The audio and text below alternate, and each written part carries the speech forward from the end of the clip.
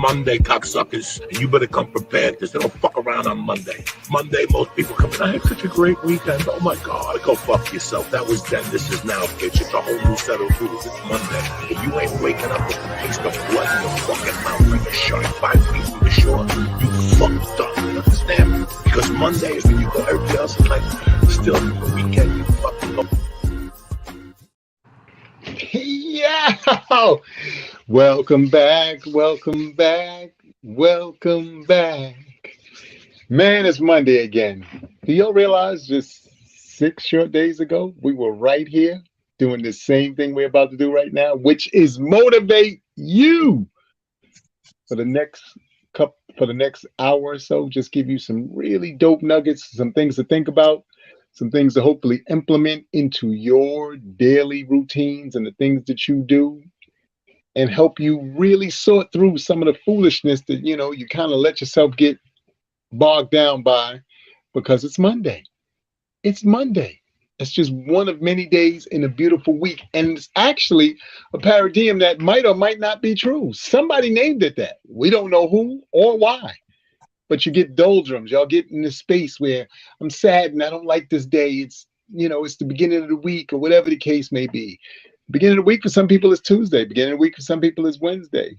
A lot of y'all have chosen to make Monday the beginning of your week. So this is really just a way for you to possibly look at it a little bit differently. But before we do that, as always, first and foremost, I've got to say what's up to the man on the other side of me, my co-host, and one of the men who makes this possible, because we do this again for you, is my brother Talent. Talent. Yes, sir. How Hey, are let me you? tell you. Let me tell you something. How was the weekend? How was the weekend? Let me tell you something. This weekend was crazy. This weekend was so bonkers, Amir. First of all, we had shout out to my man Skeet Carter out of Philadelphia. He had a big thing in Atlantic City, his birthday out there. Wasn't able to make it. Preparing for Saturday, because Saturday was the big show, the big dance, we like to say. And we was at Madison Square Garden, at the theater at Madison Square Garden. Wonderful, made my whole weekend, because it's very hard. The bigger the show, the harder it is to not overthink the situation. So you spend a lot of time thinking about how to not overthink it, because we psych ourselves out a lot of times. A lot of comedians, I see it every day, all day with comedians. They'll psych themselves out in a heartbeat. So when you're in front of 5,000, 6,000 people, 6,000 inside the Hulu Theater, place is packed. You was there. You seen it. You took it all in. And I got to shout out my man Bill Zavaris, who been doing this April Fool's Comedy Jam in New York City 20 plus years now. You know what I mean? Kudos to that man because that's some perseverance shit right there. Like, that's what I'm talking about being motivated. You see, you got something, you create a staple, a brand, and you just don't stop. At one point it was teamed up with Hot 97. At one point it was teamed up with Caroline's on Broadway.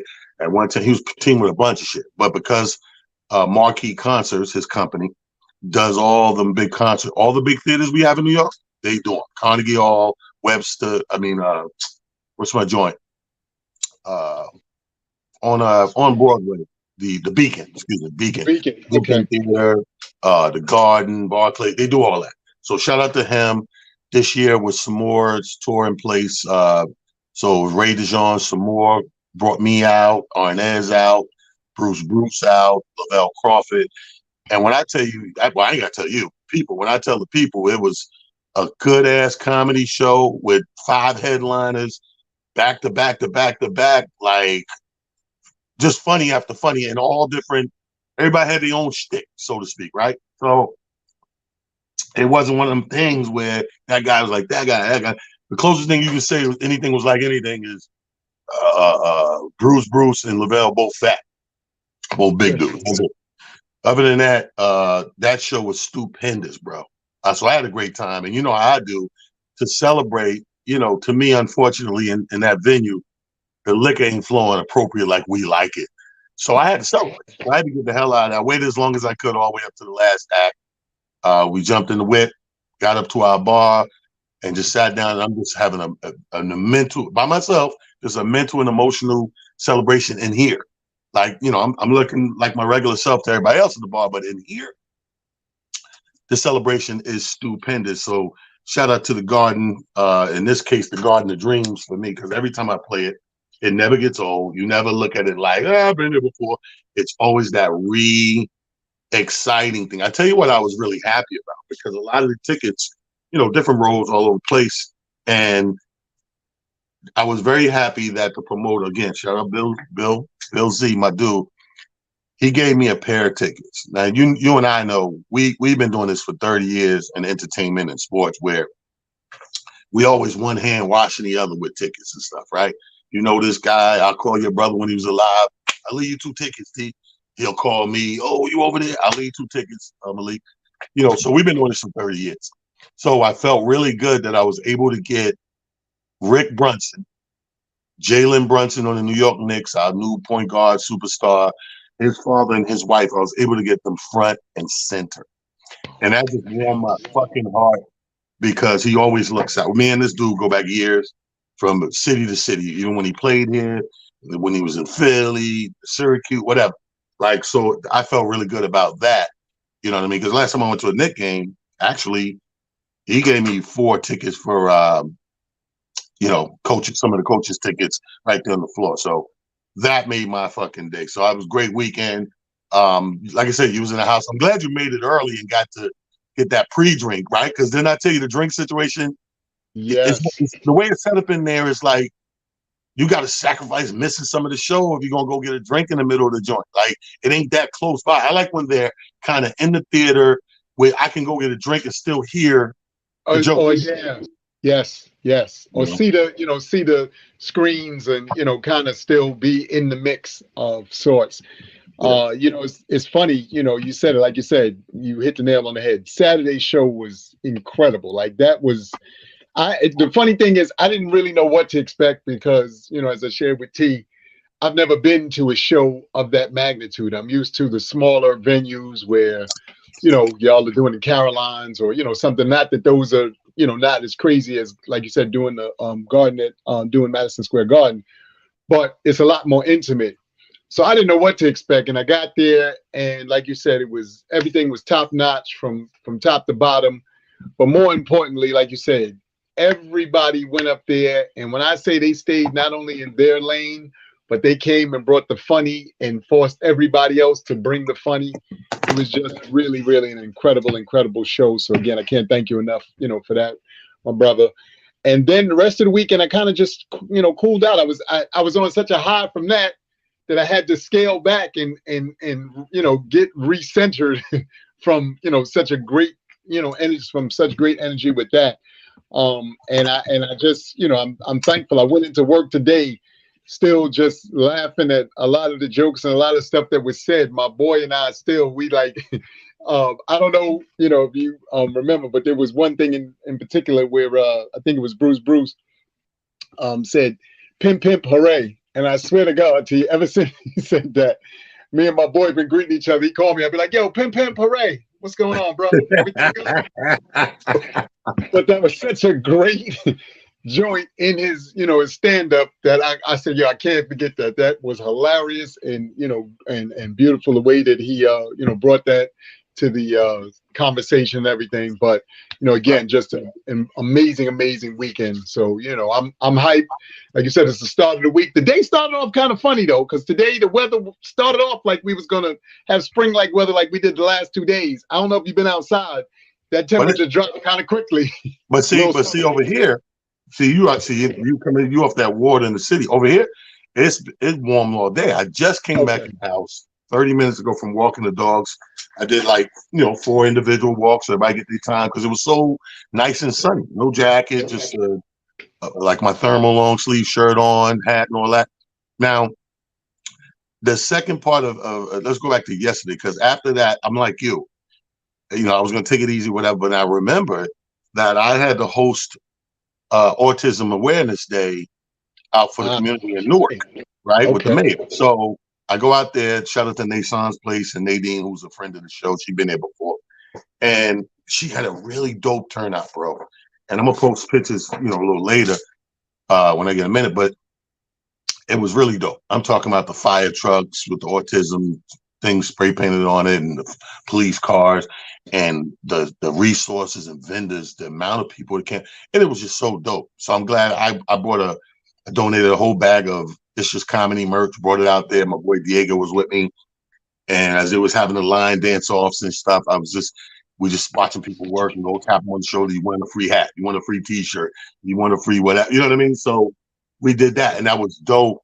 And then I got done with that at 3:30. So we're coming across the bridge. Of course, Sunday coming back across Jersey, gonna hit some traffic.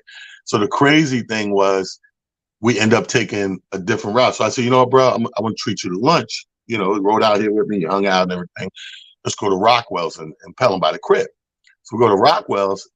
When we cut the radio and get back in the car, we forget the girls' championship is on. The NCAA championship game is on, which is the most anticipated because you got the Caitlin Clark girl on the Iowa side, and you got my girl Angel Reese on the LSU side. Now, shout out to LSU for pulling this off.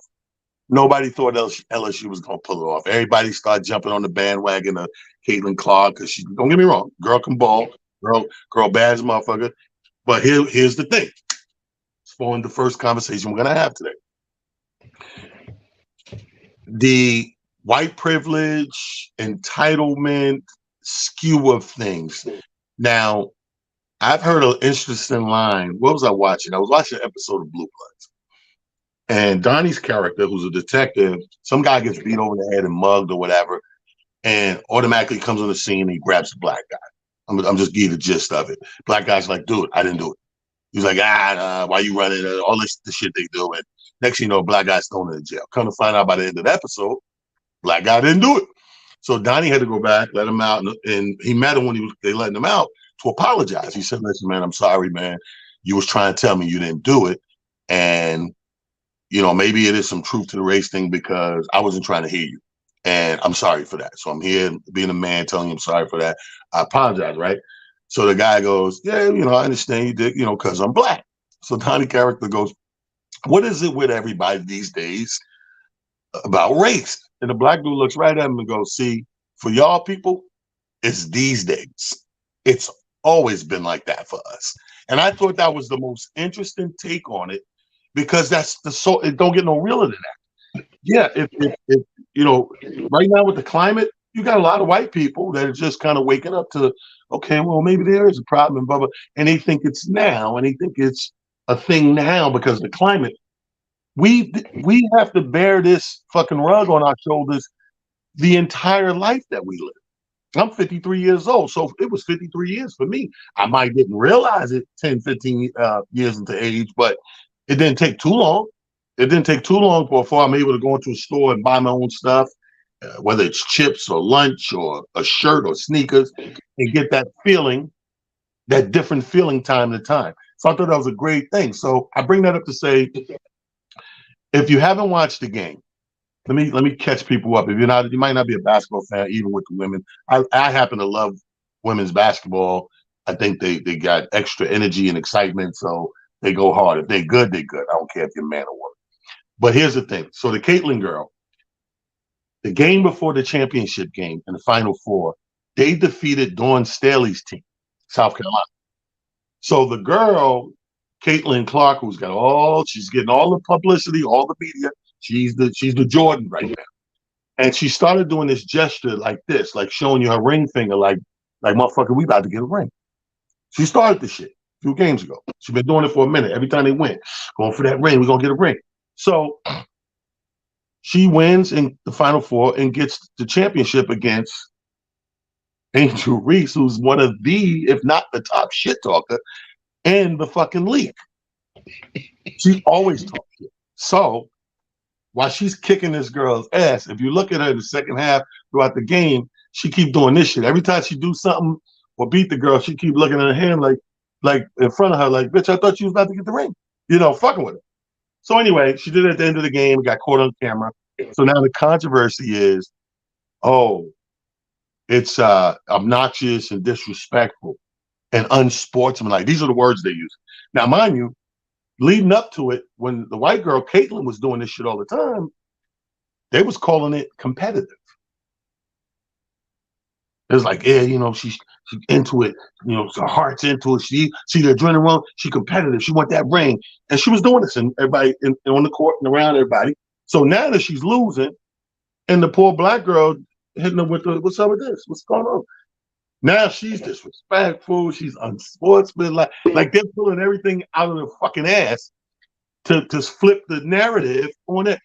This is what we mean by the double standard. This is what we mean by the entitlement of it and everything. And we're watching this game. Now, if you haven't watched it, paint the picture for you. Pretty much the dominant black team versus the dominant white team. And don't take my word for it, but when you watch sports, pay attention, especially in basketball, because it's very ref controlled. When a black team plays a white team, the calls automatically, 90% of the time, are going to be on the white team side because people look at this, they skew it and look at it like it's a disadvantage because they're black and they're white. We got to help the white people because that's not fair. These black people, you know what they used to say, they're athletic, they're monkeys, they're jumping out. No, that's not fucking sugarcoated, right? So I'm watching this shit and you just watching it unfold. And my boy Diego was like, yo, you see this shit? I said, Diego, stop getting excited. I said, is this not watching the epitome of how life is in America for black people, period? They have to work 10 times as hard to get over that hump, to get what the hell they're trying to do. But that's the epitome of everything, of all of us in our walk in this journey in this place called America, United States of America. So I thought that was super. Did you see the game, first of all? And what's your take? So I didn't see the game, but I did obviously, turn on the social media this morning to the controversy. Now, I'm going to say this because this was a spin I put on something. I had the opportunity to be on something else today. And I said this on that. You started off with the right verbiage. And I'm saying verbiage because one of the things that we don't understand with our country in particular is there were two things that they utilize in order to control the narrative. One is images and imagery. And the second is words and wording. The real problem for us, in generally speaking, is we don't understand how powerful words are because, in theory, everybody says things like, you can't let words hurt you and this and that and the third. And I took it all the way back to this because if you're old enough, you remember this. Sticks and stones may break my bones, but names will never hurt me or words will never hurt me. Right. Old enough, you remember that. I bring that into the conversation because I saw, as so many of you probably have seen, the actual memes and or imagery that they showed, where they showed both of the young ladies side by side, like Talon said, with the same hand gesture, under one, in quotations, ghetto, trash talker, blah, blah, blah, blah, blah, under the other, competitor, whatever. So words have the ability to paint pictures that sometimes pictures don't paint. And the sad thing is, in this country in particular, and in our world, we tend to unfortunately buy into that as opposed to taking things at face value and looking at them and moving according to what your eyes, ears, and tell you.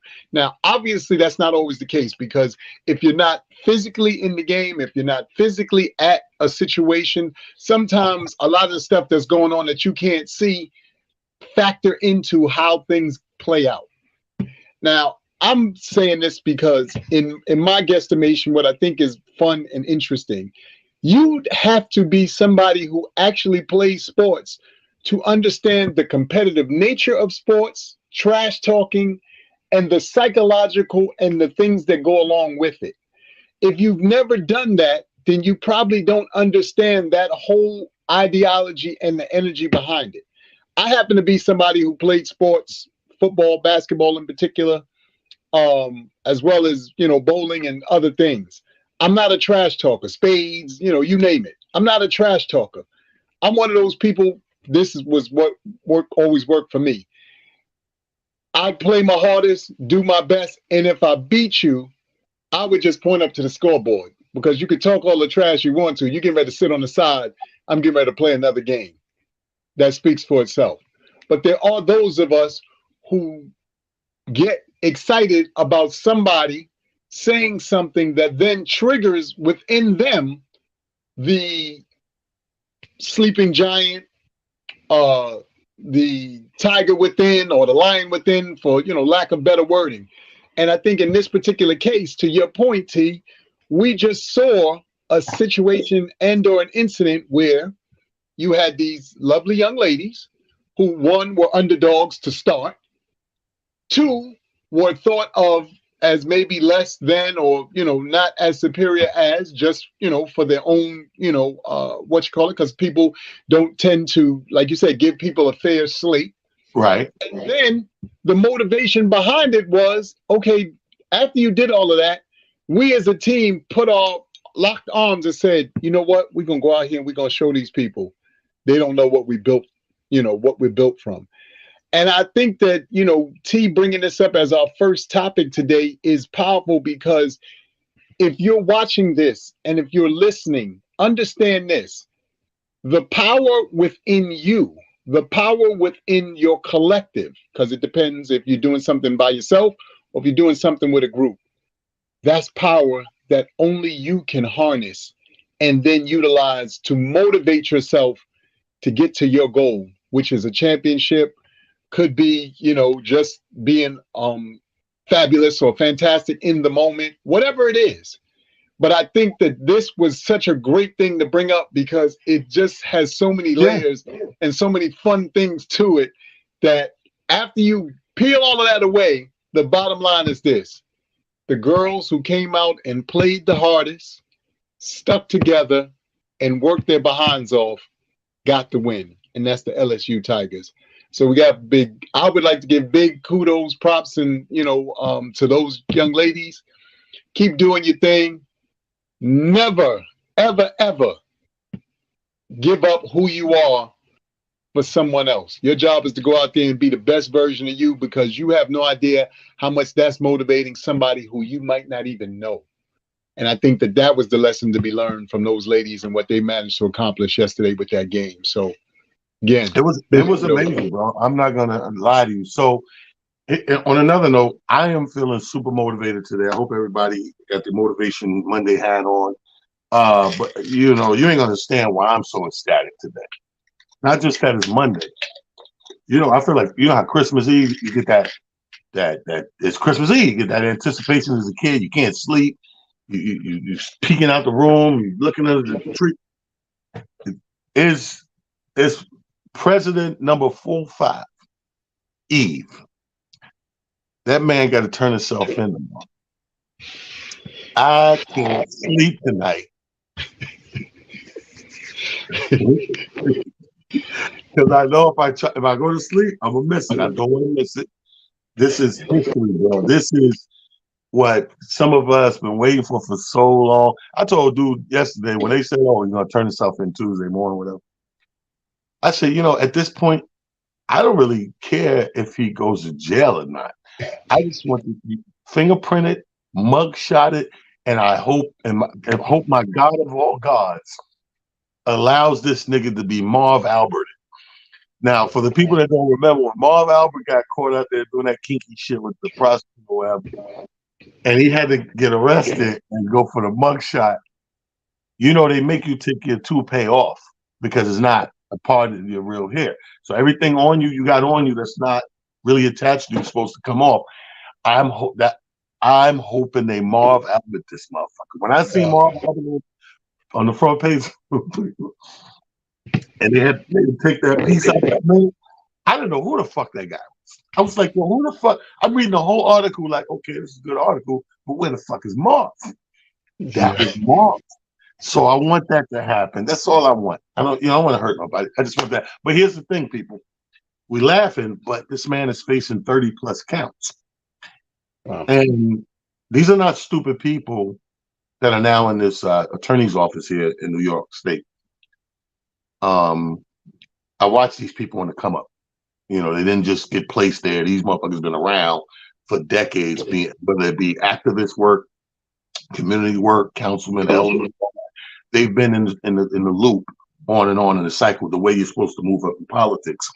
And I truly believe in my heart of hearts, without even knowing for sure, that these 30 counts of this money thing is a bridge to something else bigger.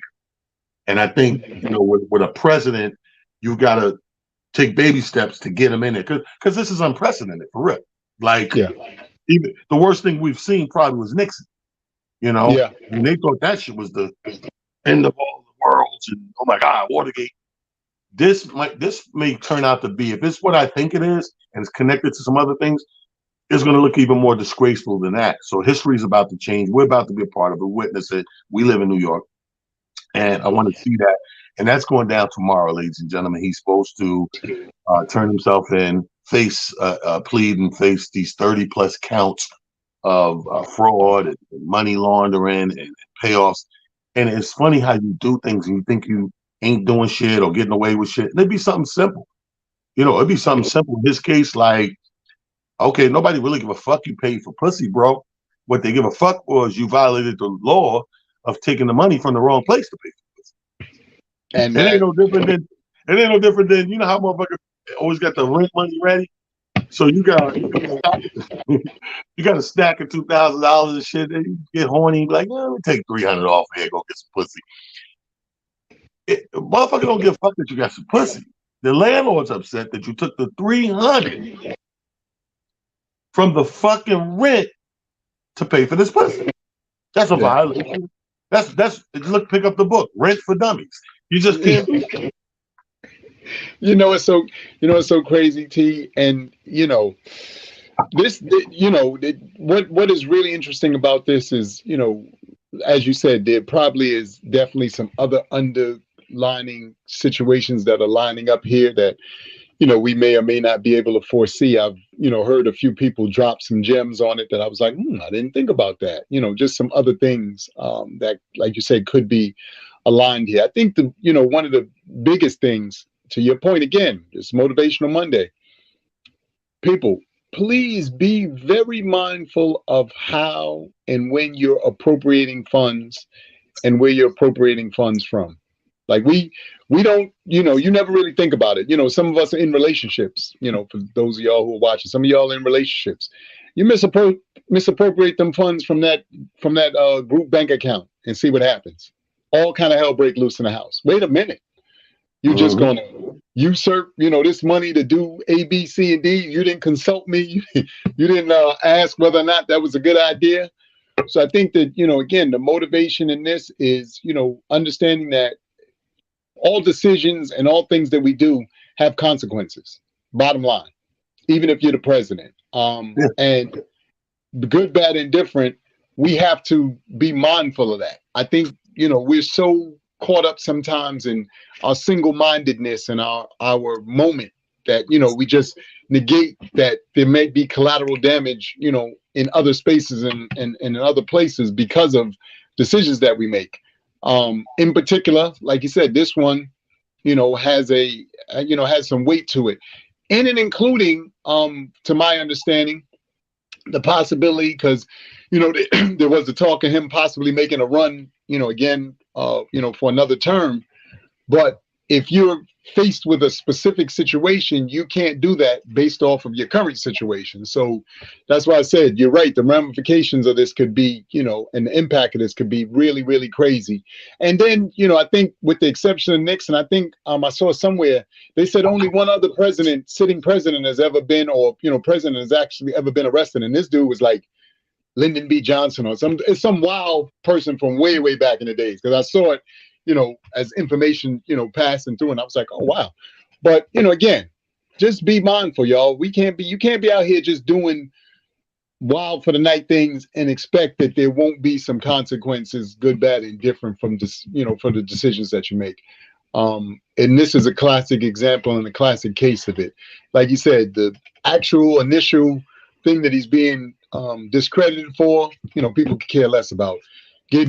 Having sex or, paying off prostitutes and things like that. That's been since the beginning of time. I don't care what old movies you look at, Greek times, whatever, it's been around since forever.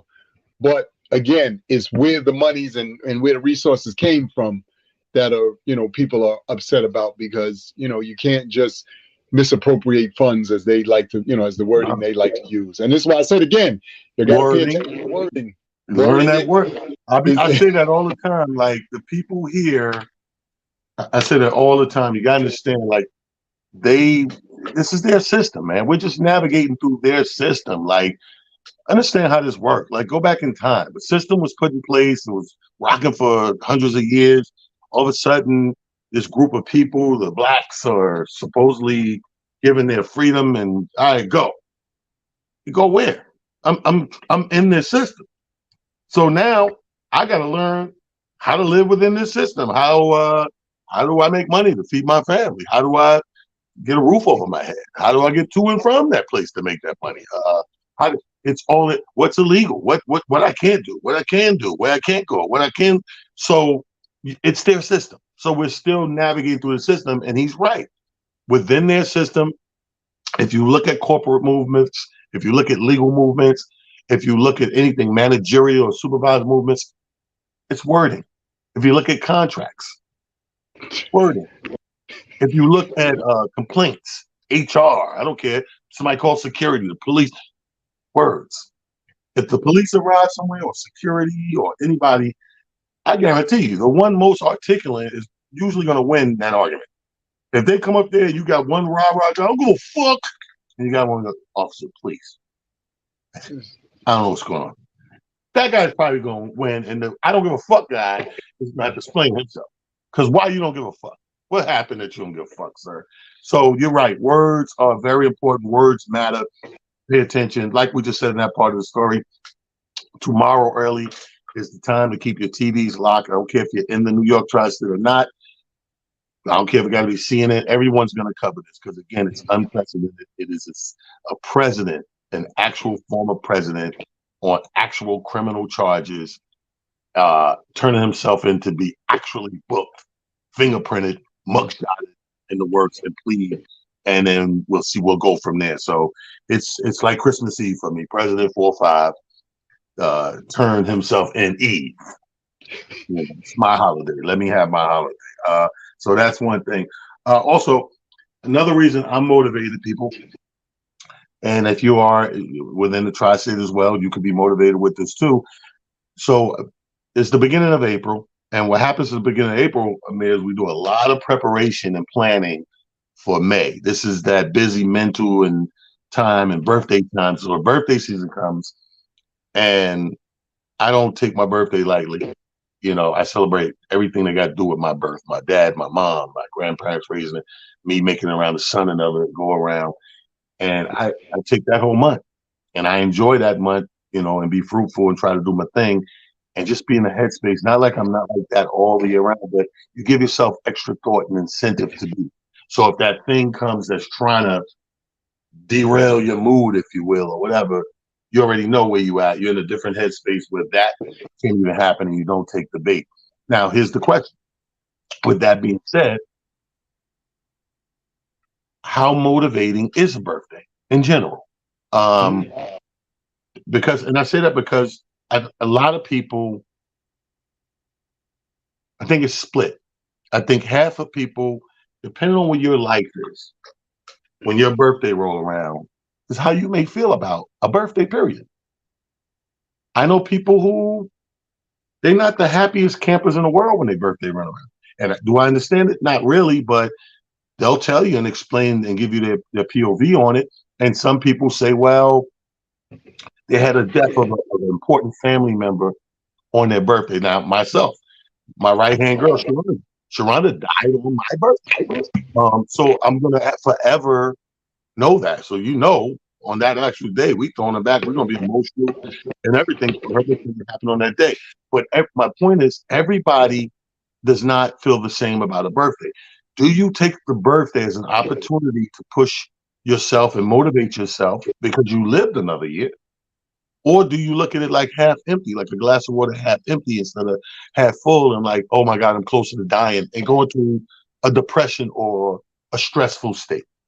How do you take your birthday? What's so funny? So it's a two-part answer for me personally.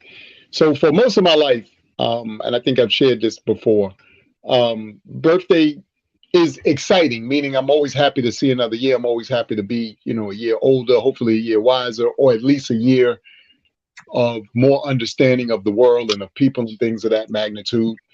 But as a kid, like I said, in my family, our birthdays for me for a very long time were regulated around one thing, and that was my mother's devil's food cake. I don't give a damn about nothing else. I don't give a damn about drinks. I don't give a damn about a party. My mom made that devil's food cake. That was it. I'm a happy camper, and that was the end all, the be all, and for a very long time, that was my my go-to thing.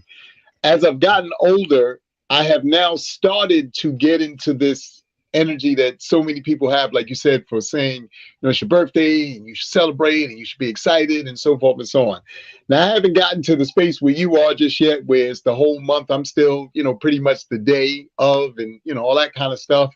I do, tend to be happy about, people at least celebrating, somewhere within the week. If you, say, hey, let's go out or let's do this or let's do that, this, within the time frame.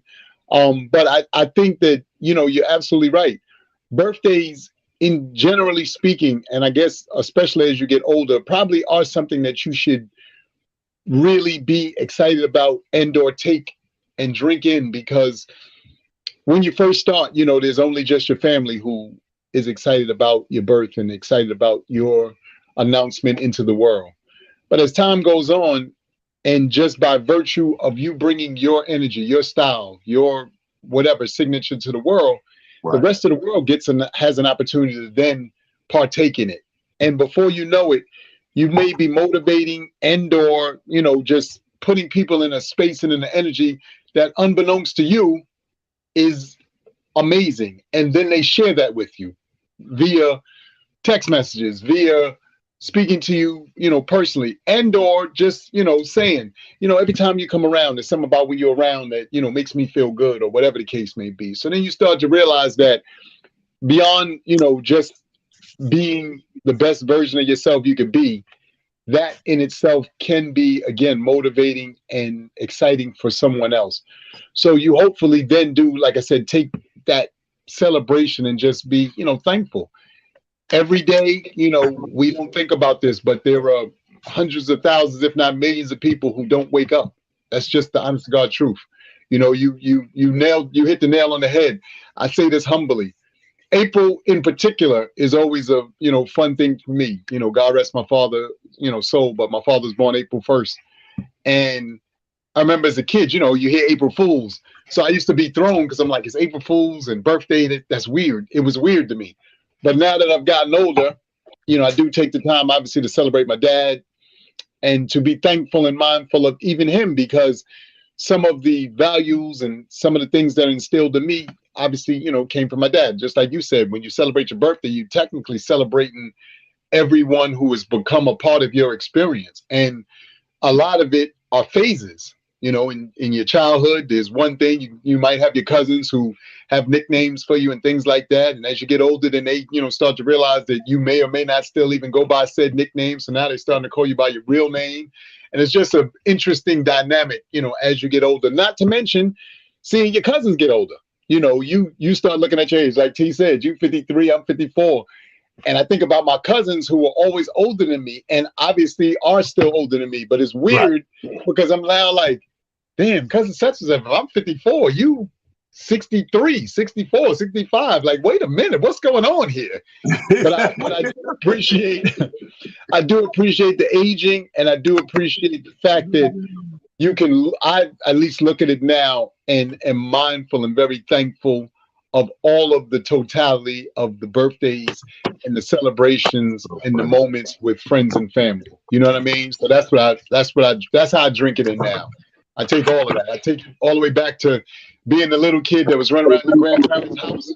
Right. And being, old enough and big enough to look around your grandparents' house or your parents' house and me going, how the heck did all of us fit in here? Jesus. We must have been 1'3" up in this piece, So it's an amazing feeling, Yeah, because a lot of people you got to realize, man. And people, I want to put this out there. If nothing else today, take this piece that you need to, if there's anything, you need to transfer the energy to make it positive and motivational and appreciate it. And as a blessing is you making another year. You know, and I get, you know, because if I had a dollar for everybody I talk to, there's certain times, oh, this is a sad week, or, you know, I think back to my mom and blah, blah, blah. Make no mistake about it. My mom died in my birthday month too. One of my best friends, Sharonda, died in my birthday. A couple of other relatives died of the birthday month and all that. But I'd much rather treat people the way I want to be treated. I think that when I'm gone, however sooner or later than we're talking about it, I just want people to celebrate. Like I spent 50 or 40 years, I can honestly say I spent over 40 years making people laugh. Maybe not professionally on the stage, 32 on stage, but I'm talking about just as a kid, as being that fucking clown and a hell of a snapper in my hood as an adolescent. And so if I spent my whole life, and this is, I feel the same way as Biz Markie's family. When his wife called me and we got on the phone and she was expressing how, I know she was like, I know it's weird us asking you to host his funeral memorial services, but Big was a fucking guy full of levity, full of fun and laughter, and that's who he was. So we want to remember him how he was. We don't want to just get him boo and then everybody get flowers and cry and leave, and that's the last we remember. No, Biz is funny, and that's what we want. So you know, and I look at that for self as well. So when people find themselves looking at the half full instead of the, you know, the half empty instead of the half full, I try to push them to the half full because, and don't get me wrong, I get some of these things. I get that guy that is his 45th birthday and he's not where he want to be in life.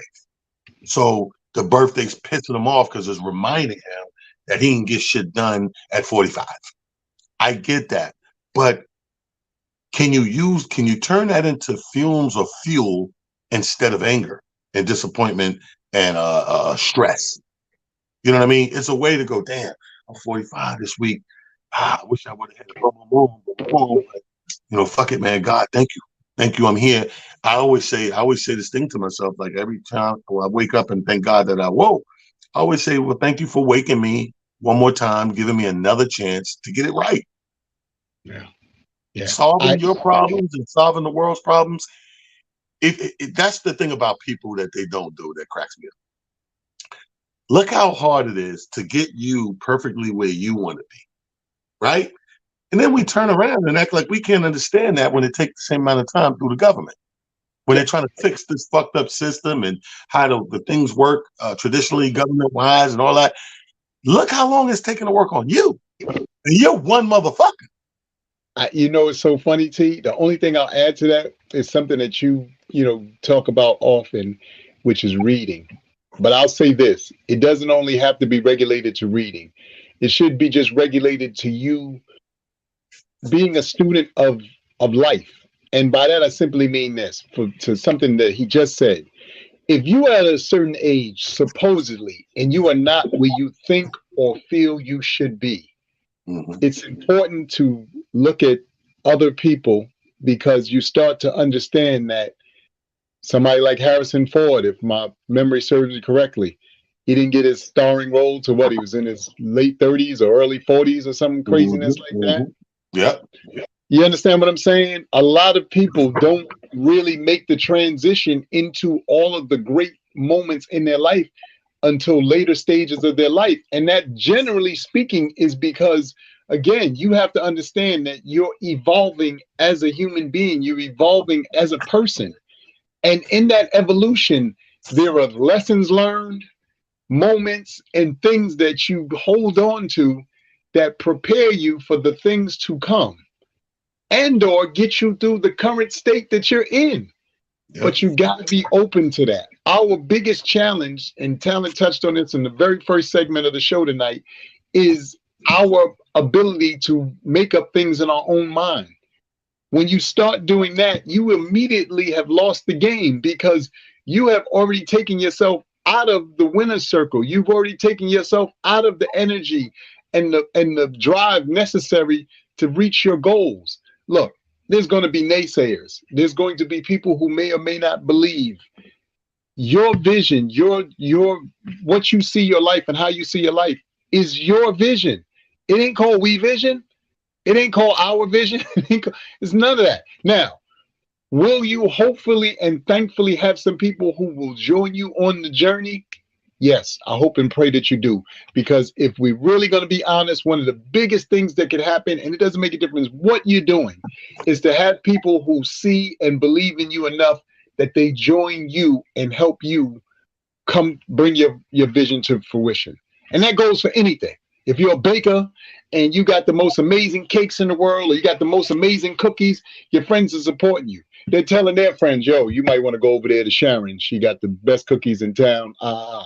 If you're a comedian like Talon is, you posting his flyers and you telling your friends, look, if he's in your town, you want to go check that show. Don't mess around and don't go see him. If you're a singer, I mean, the list goes on and on and on. But the biggest thing we got to do is we got to understand that attached to you being selfless enough to promote others. I'm going to say this again. Attached to you being selfless enough to promote others, the promotions that are going to come your way will be so incredible, you won't even believe it. And Talent, as he just said, has been that for the better part of, like he said, 40 years.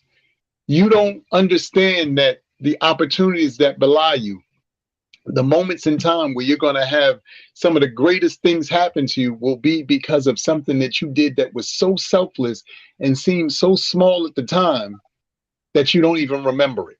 Because what will happen is people will come back to you and go, yo, there was that time, you don't remember this, but A, B, C, and D. And you go, oh, shoot, you know what? I do remember that. But then you start thinking about the blessings that you've had since then. It's because of that time. See, we are taught or led to believe that the biggest stage is called for us to, have egos and be this and be that. The biggest stage is called for you to just be humble, be thankful, be mindful, and most importantly, be in the moment and understand the impact and the power of the moment.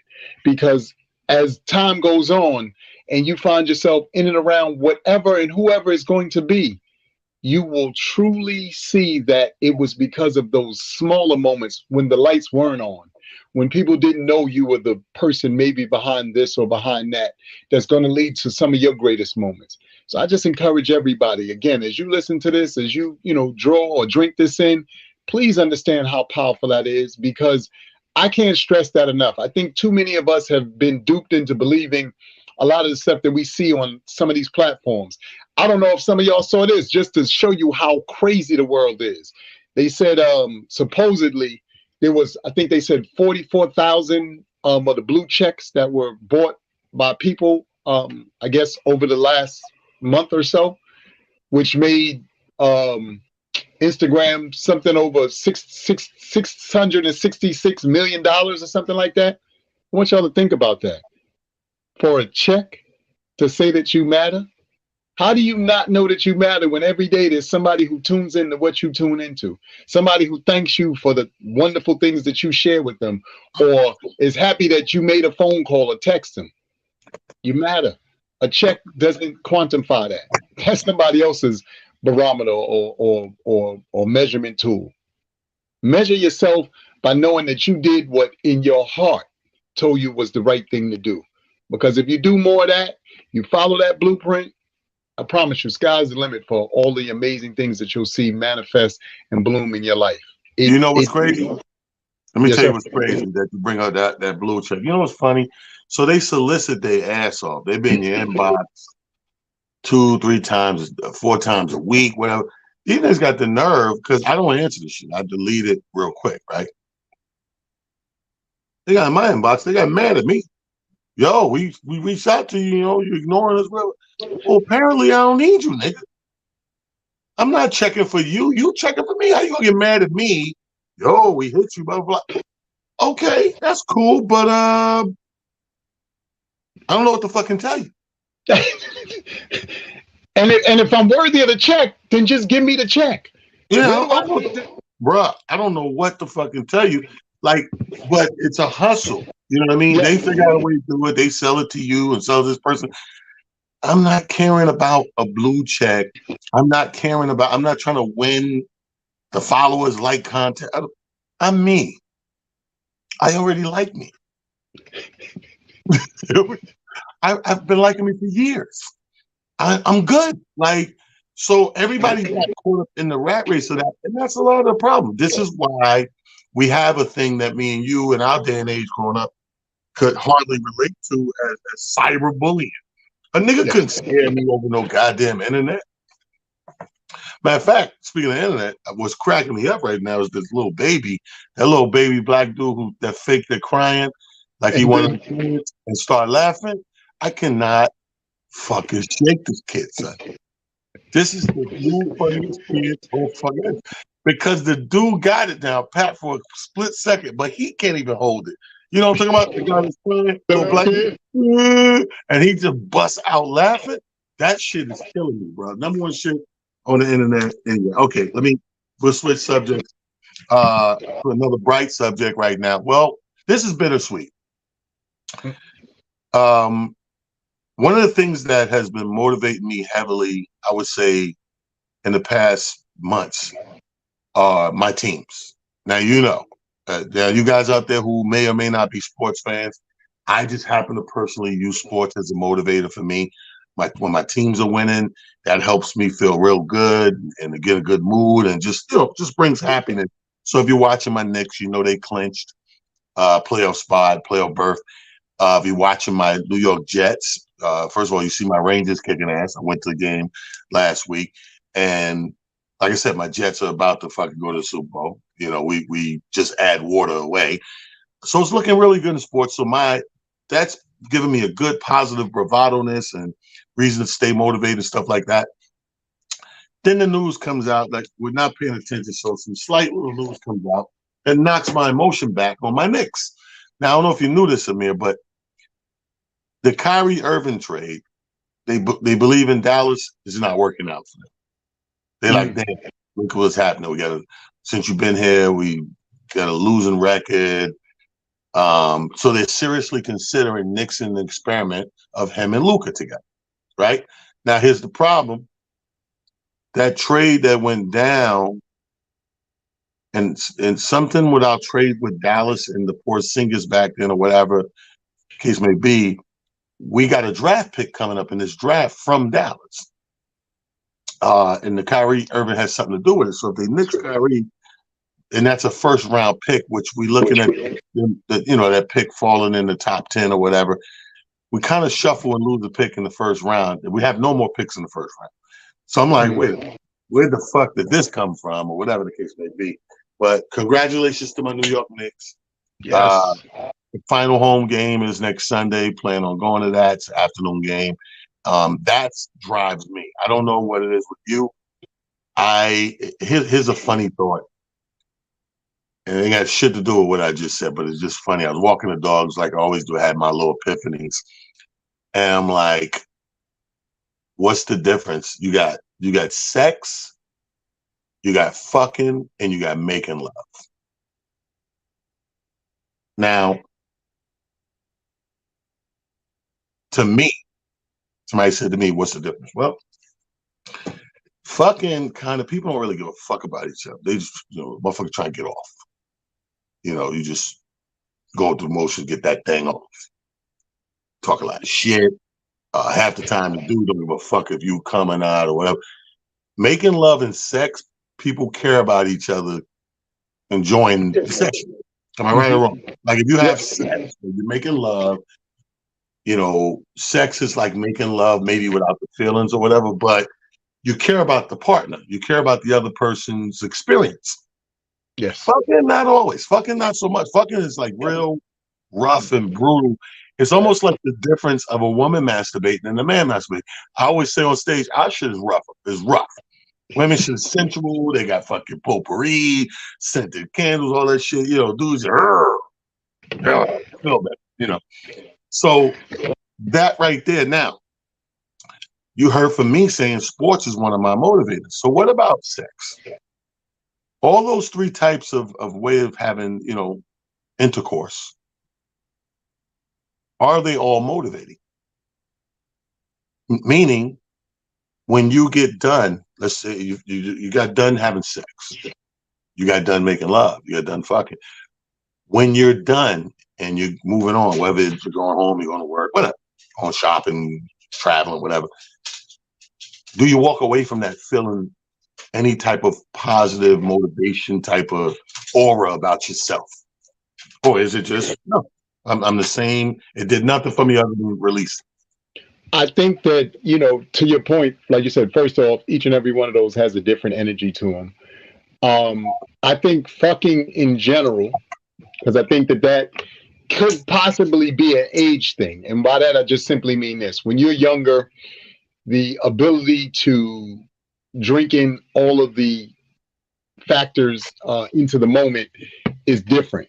So, for instance, fucking could mean the train station, could mean the movie theater, could mean, any place, because you're young. You really don't give a damn. You like, I'm in the moment, she's in the moment, we're gonna make this happen, or whatever the case may be, and you go for it. That, I think, is and can be motivating from this respect.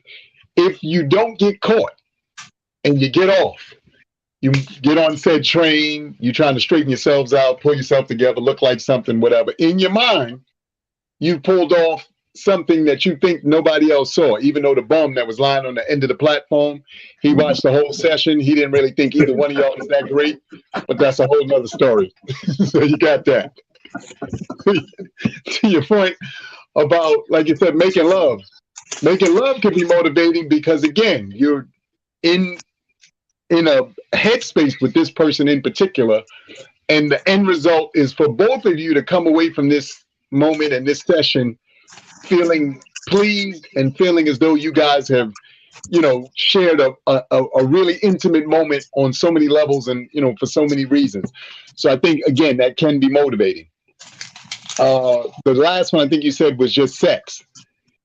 I think sex, again, could be that as well, because I think the difference, like you said, between lovemaking and sex is you're locked in, like you said, from a mental standpoint, but not to the point of, like you said, we need all the extra bells and whistles. So you may or may not need the music. You may or may not need the candles and the ambiance and all that stuff. You're like, look, we got 3 minutes before these kids wake up from this goddamn nap, and we're going to have to make this happen, because as soon as these kids wake up, there's nothing going to be sexy about any of this for either one of us. We're going to have to, keep our head on. You've been fucking around a lot of kids. So I say this to say, to your point, I think all of them have, their moments of motivation, because it just depends on what headspace you're in when these moments are happening for you, and what you do with the, with the moment. Because, like I said, I know, throughout the, different moments in my life, when I was young, man, there was nothing like being in a park or something crazy where you were trying to pull off that, that moment, and for a fact that there's people walking by or whatever, and you like, there's the possibility of us getting caught, somebody saying something crazy or whatever, but you was like, we going for it. It is what it is. And then the other moments, like I said, have those connotations as well. Even, T, you got to take this into, consideration, or you can take this into consideration. Remember, we come from a generation and era when the short stay used to actually be a thing. So there was also the pulling up for the short stays and looking around, before you went in to get your room or whatnot. You're like, yo, is that my man Carl over there? Oh shit, all right, this nigga Mike in here too. So I got to be careful, because I don't. Same for you ladies, we look. Let's keep it a buck. But it's funny that, like you said, you would use that for a way to, talk about being motivated. So, again, I think it definitely has its ability to be motivating. It just depends on, what headspace you're in and what perspective you're looking at it from. You know what I mean?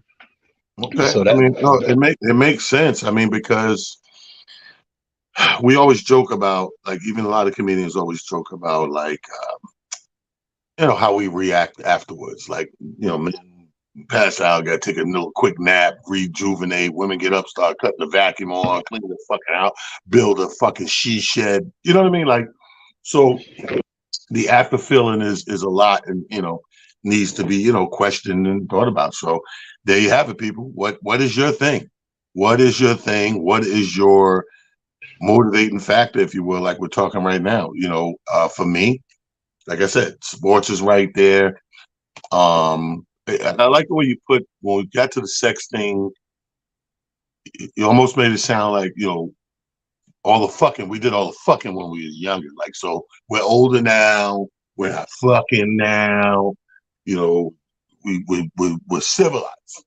A little more civilized. You're right, because like I said, when you fucking, you take risk anywhere. You do back seats of cars, the mall parking lot, stuff like that. When you sex, it's now in an environment that's a little more controlled. Because here's the thing, especially as you get older, there's the unforeseen circumstances. You may or may not be able to bend in certain ways. For us guys, that Charlie horse is still undefeated. You know what I mean? You can't catch a great session and catch one of them Charlie horses and work through it. Not when you're older. No, sir. That stopped the whole session. Wait a minute. Hold on. No, don't move. So do your stretching. That's all I'm gonna say. Do your stretching. The man ain't never lied. I want to thank everybody for this hour, man. Motivation Monday's back, stronger, bigger, better than ever. Spread the word, share it, do what you got to do. It's 2023, people. We don't know where we're gonna go with these Mondays, but we know we're gonna try to make you smile, laugh, and more importantly, think some things over. You know what I mean? Maybe Tuesday we'll try. We've succeeded when Tuesday ends up being a little better than Monday, and when you come into Monday with swag, that's the whole point. To come into Monday, we want your Monday to go in and out with swag, and instead of that dreary shit that we've been conditioned to do our whole lives on Monday. No, don't waste none of your days. And don't let nobody trick you into this day you're supposed to be happy, this day you're supposed to party, this day you're supposed to be mad. Fuck that. You motivate yourself to take and tackle your day-by-day situation the way you see fit. In closing, thank you again to all my people at the Madison Square Garden Saturday. Thank you to Nason's Place, Ross Barack out there in Newark, the mayor of Newark, for holding the autism awareness for the community yesterday. Thank you to President 45 for what you're about to give me tomorrow. With the 30 plus counts as you turn yourself in. Hopefully, fingers crossed, Marv Albert style. All my Tauruses, our season is right around the corner. Stick tight. Let your birthday be that thing that's positively moving you as well. Making one more journey around the sun. Congratulations to LSU. The Tigers win. The Tigers win. The Tigers win. They're doing their thing. And a special shout out to Angel Reese. I see you, girl. And I don't see nothing wrong with your taunts and bragging and all that, because it's all good when the other person doing it. Nobody cares until you're doing it to a loser. And, you're not supposed to do that. Sportsman, like, fuck that. You won a championship. God bless you. You ain't put your hands on nobody. You ain't disrespect nobody. You just say, yo, what's up with that? What's up with that ring? And that's what basketball and shit talking is all about. And last but not least, shout out to my New York Knicks, my New York Jets, and my New York Rangers. You're doing very well. We're looking very good, and I'm looking to be positive all year long. That's Amir Silly. I'm your boy, Taylor Harris. We love y'all. Ain't nothing y'all can do about it. Super producer, Prophet Pete. Take us out, baby. Thank you so much. It's Monday, cocksuckers, and you better come prepared, because they don't fuck around on Monday. Monday, most people come in. I had such a great weekend. Oh my God, go fuck yourself. That was then. This is now, bitch. It's a whole new set of rules. It's Monday, and you ain't waking up with a taste of blood in your fucking mouth. It's Monday, cocksuckers, and you better come prepared, because they don't fuck around on Monday. Monday, most people come in. I had such a great weekend. Oh my God, go fuck yourself. That was then. This is now, bitch. It's a whole new set of rules. It's Monday, and you ain't waking up with a taste of blood in your fucking mouth like a shark bite.